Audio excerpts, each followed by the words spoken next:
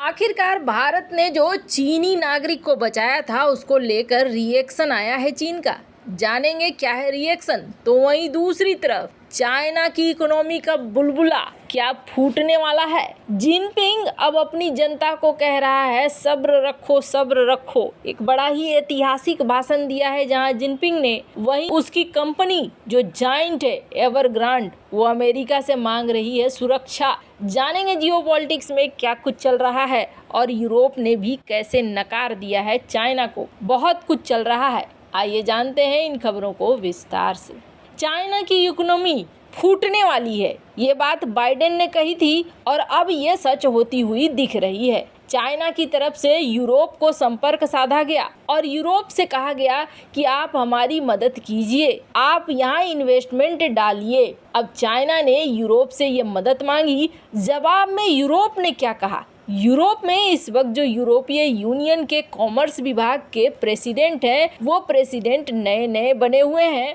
इन्होंने जिनपिंग को समझाया है कि आखिर चाइना क्यों बर्बाद हो रहा है। यूरोप ने एक तरीके से हाथ तो खड़े कर दिए हैं, पर एक चीज़ बहुत अच्छी लगी इनकी कि इन्होंने बहुत साफ सारी बातें क्लियर कर दी। यूरोपीय यूनियन के कॉमर्स विभाग के अध्यक्ष का ये कहना है कि चाइना के अंदर जो चल रहा है ना, पहली बात तो ये है कि चाइना ने विश्वास खो दिया है। चाइना के अंदर क्राइसिस ऑफ कॉन्फिडेंस चल रहा है। इन्वेस्टर्स को अब चाइना के ऊपर यकीन नहीं है।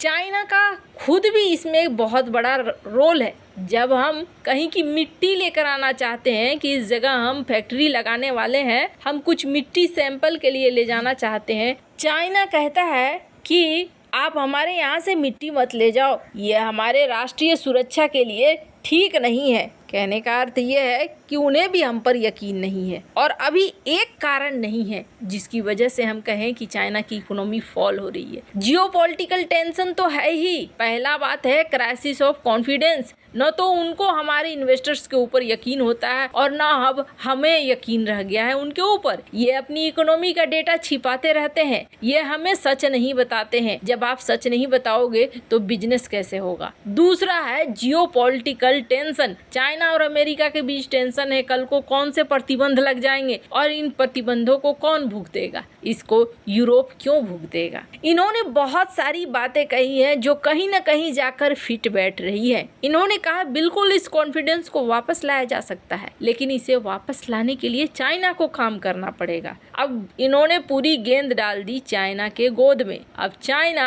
अपने आप को बदलने से तो रहा, ये बात तो तय है। ये हमने हाल फिलहाल में भी देखा हुआ है। यानी चाइना को एक तरीके से यूरोप ने अल्टीमेटम दे दिया कि देखो भैया, ये तुम्हारी समस्या जब तक तुम दूर नहीं करोगे तब तक हम आगे के विषय में बात नहीं कर सकते हैं। वहीं हार्वर्ड बिजनेस स्कूल की एक प्रोफेसर हैं, मैग ने एक बात कही। मैग ने कहा कि आपको क्या लगता है, आप ये सोच रहे होंगे कि ये सारा कुछ अमेरिका कर रहा है। चाइना के अंदर में जो ये इकोनॉमिक समस्याएं खड़ी हुई है, क्या ये अमेरिका की वजह से हुई है। चाइना की इकोनॉमी में जो ये समस्या खड़ा हुआ है ये अमेरिका नहीं, चाइना की खुद की वजह से है। चाइना जो चीजें कर रहा है उसकी वजह से है, और ख़ास तौर पर चाइना जो अपनी इकोनॉमी को पॉलिटिकल बना रहा है उसकी वजह से है। वैसे आप अगर पुराने इतिहास को चाइना का पलट कर देखेंगे तो अलीबाबा राज करता था दुनिया में, लेकिन अलीबाबा के फाउंडर जैक मा को ही निशाने पर ले लिया सीसीपी ने। ऐसे कई दिग्गज हुए बिजनेसमैन जो अचानक रातों रात चाइना में गायब हो जाते हैं। तो कहीं ना कहीं ये जो बड़े बड़े हस्ती गायब हुए और इनके जो कामकाज पर प्रहार पड़ा तो उसका असर तो चाइना की इकोनॉमी में दिखना ही था। खैर, इन्होंने जो बात कही वो एक बात तो साफ और सही कही, सिर्फ अमेरिका का रोल नहीं है बल्कि काफ़ी हद तक चाइना इसके लिए खुद भी जिम्मेदार है। चाइना का डोमेस्टिक मार्केट हो यानी घरेलू मार्केट हो या बाहरी मार्केट हो, दोनों में ही चाइना की अपनी नीतियाँ काफ़ी हद तक जिम्मेदार रही हैं। खैर, अब चाइना की ही कंपनी एवरग्रांड को ले लीजिए। एवरग्रांड जो कि प्रॉपर्टी में जायंट थी, इस एवरग्रांड को अब डर लग रहा है। सबसे पहला 2021 में इसके बारे में खुलासा होता है और ये खुलासा एक हड़कंप सा मचा देता है। क्योंकि चाइना में प्रॉपर्टी जाइंट माना जाता है एवरग्रांड को, और इस एवरग्रांड के बहुत सारे प्रॉपर्टी हैं। 1300 प्रोजेक्ट चल रहे थे 280 शहरों में। अब ये 280 शहरों में 1300 प्रोजेक्ट एक साथ चला रहे थे, और इनका कहना है कि हमारा कम से कम $300 बिलियन का नुकसान तो पहले ही हो गया है। लास्ट महीने भी इन्होंने 581.9 बिलियन युआन यानी कि $80 बिलियन की हानि सही है। चाइना की बड़ी कंपनियों में से एक रियल एस्टेट की कंपनी जो इस वक्त पैसे हासिल करने के लिए स्ट्रगल कर रही है। ये कह रहे हैं कि हम प्रोजेक्ट पूरा करना चाहते हैं लेकिन हमारे पास पैसा नहीं है। ये कहते हैं कि जिन लोगों ने हमें पैसा दिया और आगे पैसा देने वाले थे, हम 1 फेज 2 फेज कंप्लीट करते थे। फेज कंप्लीट हो गए, बिल्डिंग तैयार हो गई, लेकिन खरीदार भाग गए। कारण महामारी आ गया, लॉकडाउन आ गया, बहुत सारी ऐसी चीजें आ गई जिसके बाद हम प्रोजेक्ट को पूरा नहीं कर सके और अब हम दिवालिया हो गए हैं।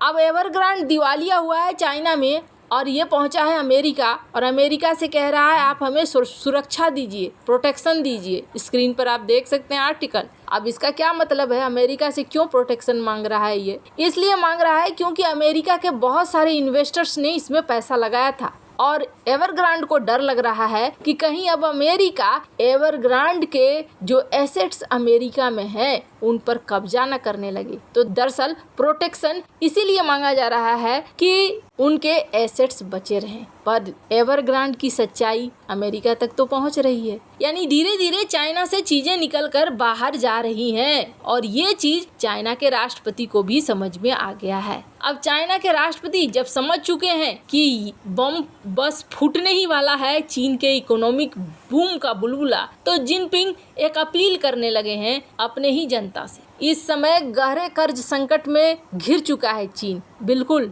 घरेलू कर्जा इनका बहुत ज्यादा हो गया है। देश के अंदर हालात ठीक नहीं है और माना जा रहा है कि अब बुलबुला फूटने को है।